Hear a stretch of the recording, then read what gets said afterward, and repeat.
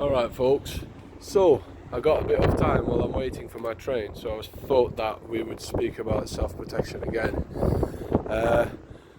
Different subject today. I want to speak a bit more about the psychology of violence and what motivates criminals to do what they do. Okay, every criminal has got a different motivation, and they act upon that motivation.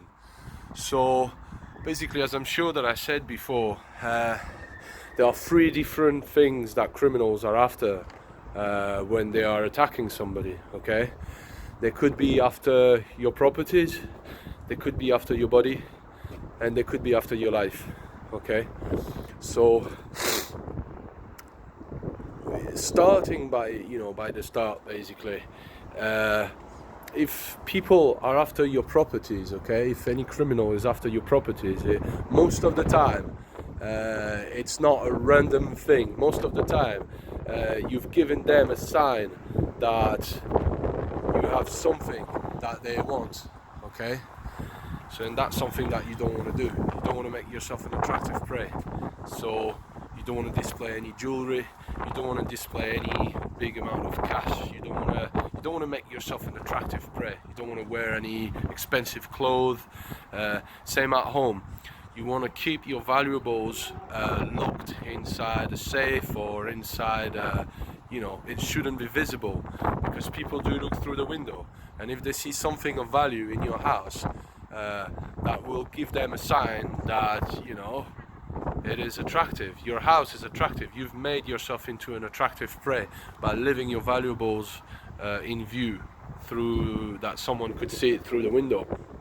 So you want to avoid doing that sort of thing. Okay, you want to be discreet even when you go out. Don't display your jewelry, don't keep big amount of money on yourself, and if you do, keep them in separate pockets. Don't keep all your money in one place, because if you get robbed, then you lost your money, and maybe you lost more. Maybe, you never know. When I say that criminals might be after your properties, your life, or your body, it's not necessarily or. They could be after your property and after your body and then after your life. Okay, so don't jump to conclusion. You never know what their motivation is. There is one thing that criminals always know that we don't know. Criminals know what, why, when, where, and how, and we don't. Okay, by that I mean that criminals know what they're gonna do, they know why they're gonna do it, they know where they're gonna do it, they know how they're gonna do it, and they know when they're gonna do it. Okay, we have no fucking idea of when, of all this. They know, we don't. So they caught us at a disadvantage. Okay, and that's why I said to people, you need to be situationally aware. You need to maintain a high level of observation all the time. Okay, it doesn't make you a paranoid person, it just makes you more ready. It just gives you an edge. Okay, bottom line is that if you don't see things coming, you're going to lose. Okay, and criminals do count on the effect of surprise. Remember, criminals have a game plan. They know what they're doing. They have done it again. They're not afraid of doing it again, and the chances are that they get a buzz from it. They love what they do. And when we love what we do, we're good at it. You know what I mean? Even if it's bad. So that's what I said to you. Maintain high level of observations all the time. Okay? And that is, I started with criminals that want something from you, so they're after your property. Okay? So be discreet with your properties. Okay? Now, if a criminal is after your body, okay? Unfortunately, this is very unfortunate and very atrocious and fucked up, but this sort of thing do happen.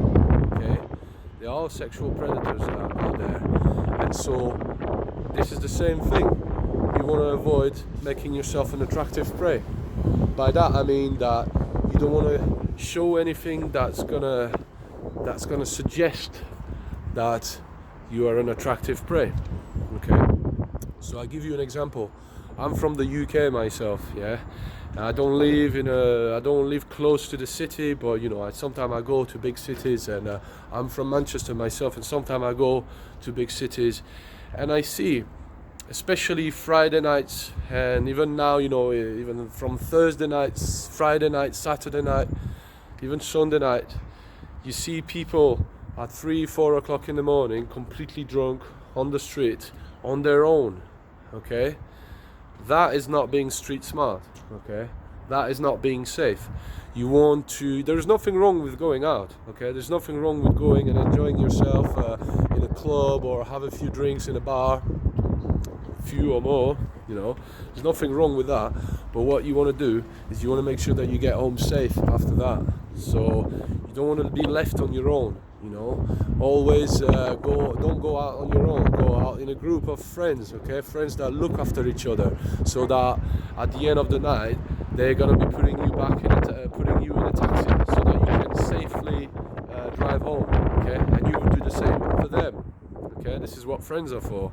So, especially here in the UK, where I see in the weekends, it's Friday night and it's like 7-8 o'clock in the evening, and you see all the people getting ready to go out, walking in the street, and you see women dressed nice. There's nothing wrong, ladies, with dressing nice. You're nice to watch and to talk to, but you are making yourself an easy prey. First of all, you risk catching a cold. It's not very hot in here in the UK, and that's one thing to take in consideration. I suggest that you have a long coat or something that you can put on the top of what you're wearing, of the dress, the nice dress that you bought, that you're wearing. You want that, yeah? That way, when you finish the evening, the end of the night, you can go home not being cold and not make yourself an attractive prey to fucked up sexual predators. Okay, and there are some. Okay, this sort of thing doesn't happen to everybody. Okay, but it does happen, and unfortunately this is the type of thing that completely destroys somebody's life, and it takes years and years to get back to up to speed after you're victim of such an assault. Okay, so I'm not even talking about the physical aspect of self-defense right now, which is something else. Of course you want to learn how to fight. Of course you want to have the type of mindset to fight back, and to death even if need be. Yeah, so that's the same thing. There's nothing wrong with dressing up nice, but don't make yourself an attractive prey, especially if you had a few drinks at the end of the night and you're not fully conscious of your environment and you're on your own and you're underdressed. Well, I would say that qualifies as making yourself an attractive prey. Okay, so that's for that. Now, of course, 70% of sexual assaults happen from a circle of people that like very often it's a family member or a close person, someone you work with, or so that's the same thing. You want to be careful who you speak to and what you say. You want to be careful the message that you portray to the world about yourself. Okay, you don't want to commit too much to people that you don't know, even people at work. They don't have to know where you live. You don't want to let them know these informations about you that could put you in danger. Okay, so that's what it is. Yeah, and if you're a victim of such an assault, even by a member of your family, speak up.